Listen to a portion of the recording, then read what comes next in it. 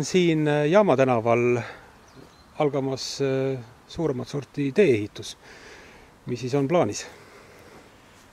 Kui 3 aastat tagasi lõppesid tööd endise Põlva KEK-i territooriumil ja tegime sinna täiesti uue infrastruktuuri osa, kuhu said siis trassid, uued tänavad, tänavavalgustus, siis ümberkaudsed firmade juhid küsisid, et miks just sinna ja miks nendele ei ole midagi tehtud.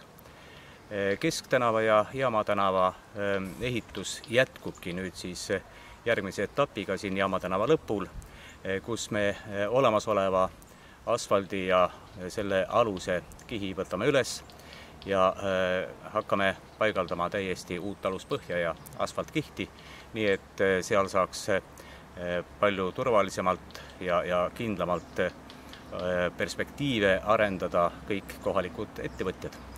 Ja ühtlasi teeme sinna ka tänavavalgustuse. Kes seda tänavat kõige rohkem kasutavad?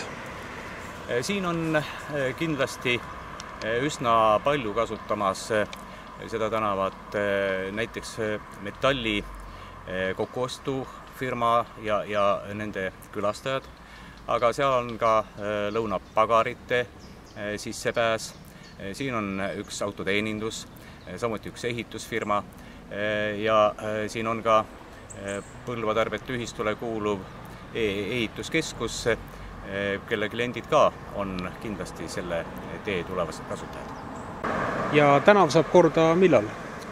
Me oleme allkirjastanud hankelepingu aktsiaseltsiga TREF2 ja tööde teostamise tähtaeg on 31. oktoober, nii et 1,5 kuuga peaks olema see osa tänavast täiesti uus.